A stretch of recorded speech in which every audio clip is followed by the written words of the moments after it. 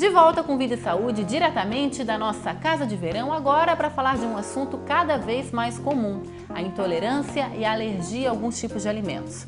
Você sabe a diferença entre elas? Não? Então dá uma olhada nessa matéria. Faz um mês que o cardápio do café da manhã da jornalista Sara Castro passou por uma mudança. Com a ajuda de um profissional da saúde, ela foi orientada a diminuir o consumo de leite. Dependendo do que eu comia, eu sentia muito mal-estar, inchaço, dor de estômago. E depois de uma dessas crises fortes, eu acabei indo ao médico e ele pediu um exame que constatou que eu tinha intolerância à lactose. Diagnóstico que tem sido frequente em muitos consultórios. Estudos apontam que o problema atinge mais da metade da população adulta.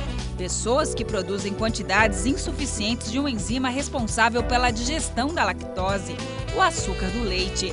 Apesar de causar um mal-estar, a intolerância à lactose não causa nenhum dano a longo prazo na saúde do paciente.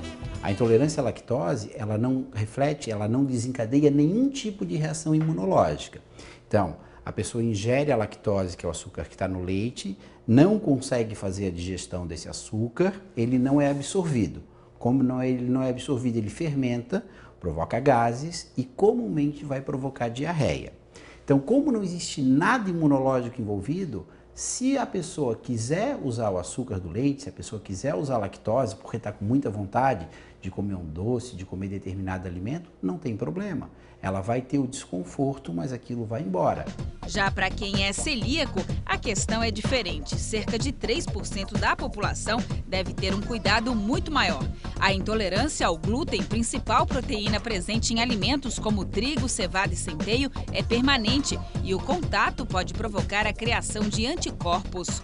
Mesmo uma pequena quantidade no indivíduo que é sensível ao glúten provoca a criação de anticorpos e aumenta o risco de desenvolver doenças autoimunes da tireoide, aumenta o risco de desenvolver diabetes e de alguns tipos de tumor. Então, mesmo que o indivíduo que tenha doença celíaca não sinta nada quando ingere uma pequena quantidade de glúten, ele não pode ingerir, porque isso vai trazer problemas na vida dele lá na frente.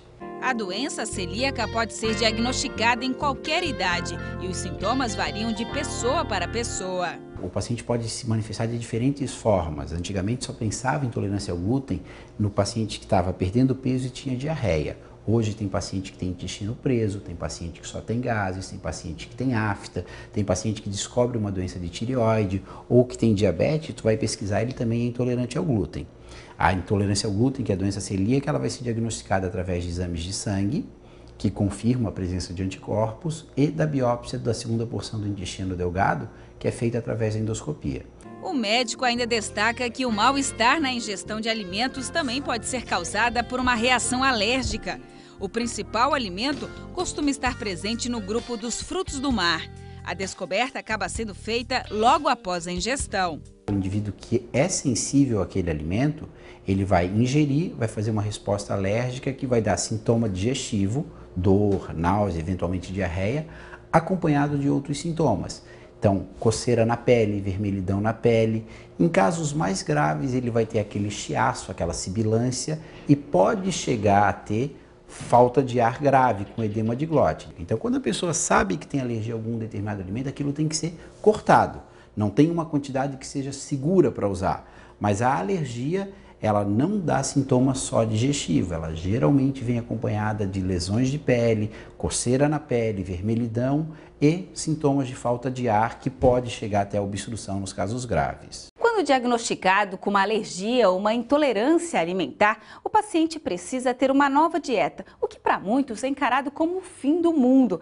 Mas a nutricionista Ana Carolina Abreu estava dizendo que não é bem assim, não. Hoje tem muitas opções no mercado, né, Ana? Sim, com certeza. Eu acho que a primeira coisa, quando o paciente é diagnosticado, ele deve procurar uma nutricionista porque nós estamos acostumadas, habituadas a estar por dentro do que sai de novo no mercado, o que a gente pode dar de alternativa também numa preparação, numa receita, e não é o fim do mundo. Criatividade que cai bem para aquele paciente que tem uma alergia alimentar. O mesmo conselho serve para quem tem a doença celíaca. A vantagem é que hoje muitos produtos substituem o glúten com ingredientes que mantêm o sabor. Hoje em dia, cada vez mais, a gente encontra diversas variedades, massas à base de arroz, à base de milho, os biscoitos a mesma coisa, pães com farinha de arroz, fécula de batata, de mandioca.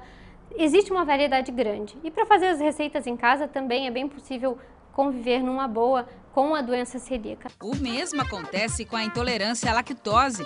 Para diminuir o desconforto causado pelo leite, já é possível encontrar bebidas, chocolates e bolachas sem lactose.